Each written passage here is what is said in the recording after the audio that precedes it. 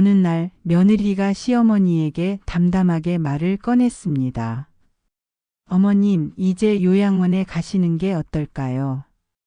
그 말에 평소 온화하기만 하던 시어머니의 얼굴이 서서히 굳어갔습니다. 그리고 작은 서랍을 열어 낡은 봉투 하나를 꺼내셨습니다.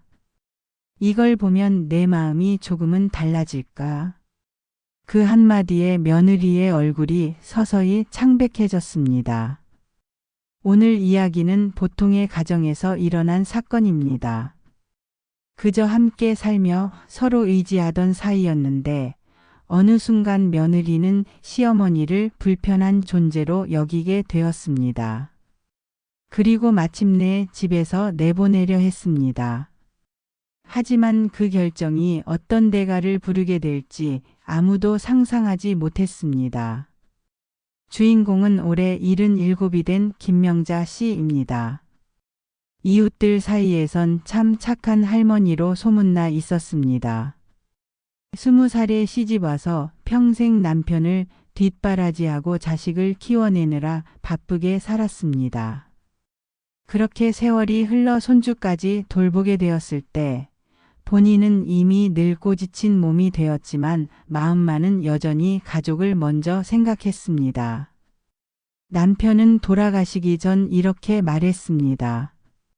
여보, 이 집은 내거나 다름없으니 혹시라도 불이익이 생기면 이 문서를 꺼내. 그때는 내가 다 가져도 된다.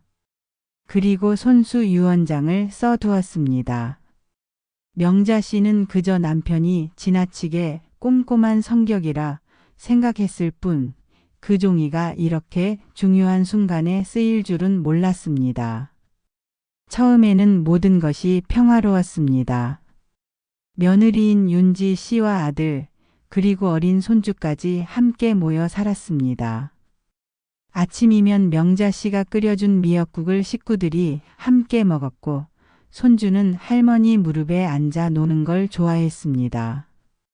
하지만 아이가 자라 방이 좁아지기 시작했습니다. 며느리는 슬며시 불만을 내비쳤습니다.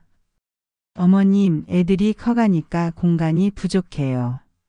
방 좀 줄이실 수 있나요? 명자 씨는 그래, 내 물건 치워라 하고 아무 불평 없이 양보했습니다. 그렇게 몇 달이 지나자 며느리는 더 대담해졌습니다. 어느 날 거실에서 친정엄마에게 통화하는 소리가 들렸습니다. 나 솔직히 스트레스 받아. 시어머니 계셔서 맘대로 인테리어도 못하고 애들도 눈치 보잖아. 그냥 요양원 모시는 게 나을 것 같아. 부엌에 있던 명자 씨는 숨죽여 그 말을 들었습니다. 순간 머리가 띵해지고 다리에 힘이 풀렸습니다.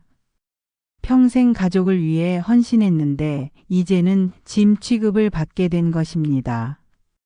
며칠 뒤 며느리는 공식적으로 요양원 얘기를 꺼냈습니다. 식탁 위에는 입소 안내서와 신청서가 놓여 있었습니다. 어머님, 여기 시설이 참 좋아요. 의사도 상주하고 프로그램도 다양해요. 국가 지원도 받을 수 있고. 솔직히 이게 모두를 위한 결정이에요. 그 목소리는 부드럽게 시작됐지만 결국 나가 달라는 부탁이었습니다. 아들은 난처한 얼굴로 앉아 있었고 며느리는 결정이 필요하다고 재촉했습니다. 어머님, 이번 달 안에 답을 주셔야 해요. 여긴 방이 빨리 차요. 명자 씨는 아무 말 없이 방으로 들어갔습니다. 작은 서랍에서 남편이 남긴 봉투를 꺼내 손에 쥐었습니다. 내가 이렇게까지 해야 하다니. 스스로도 마음이 허탈했습니다. 그날 저녁 가족을 불러 모았습니다. 다들 내 방으로 좀 들어오너라. 며느리는 속으로 안도했습니다. 드디어 수긍하셨나 보다. 하지만 명자 씨는 낡은 봉투를 내밀며 차분히 말했습니다. 여기에 내가 모르는 이야기가 적혀 있다. 서류에는 이렇게 적혀 있었습니다. 김명자 씨가 부당한 대우를 받아 요양원 등에 강제 입소될 경우 이 집과 재산은 즉시 원상 복구되며 김명자 명의로 소유권이 돌아간다. 아들과 며느리는 몇 줄 읽자마자 얼굴이 하얗게 질렸습니다. 아들은 고개를 떨구었습니다. 엄마 미안해요. 내가 너무 몰랐어요. 며느리는 두 손을 부여잡고 떨었습니다. 어머님, 제가 욕심이 너무 앞섰어요. 정말 죄송해요. 결국 며느리는 무릎을 꿇었습니다. 그날 이후 가족들은 달라졌습니다. 아침마다 며느리는 묻습니다. 어머님, 오늘 드시고 싶은 거 있으세요? 손주는 매일 방으로 달려와 할머니 같이 놀아요. 하고 매달렸습니다. 그 무렵 명자 씨는 생각했습니다.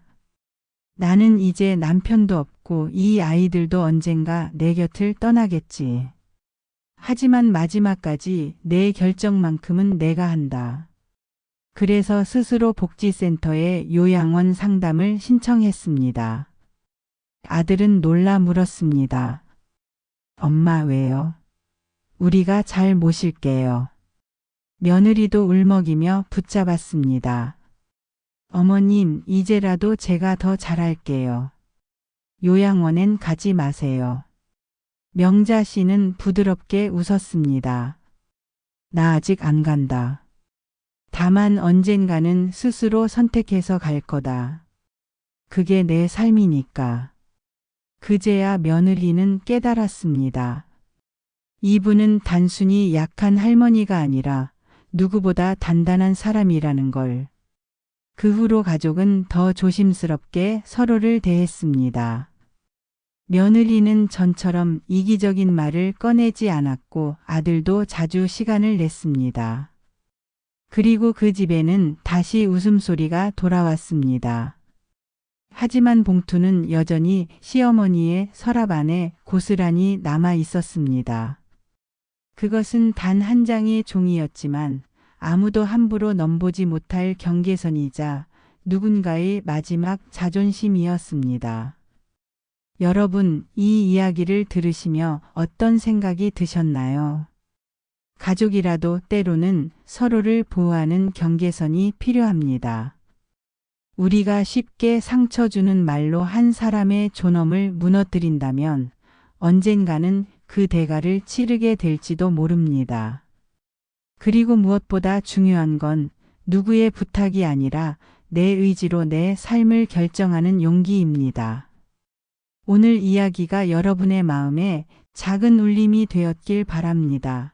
여러분의 이야기를 댓글로 남겨주세요. 지금까지 시청해주신 분들께 감사드립니다. 이 내용이 힘이 되셨다면 구독과 좋아요를 눌러주세요. 다른 분들에게도 큰 힘이 될 수 있습니다. 항상 건강하시고 평안한 날들 보내시길 바랍니다.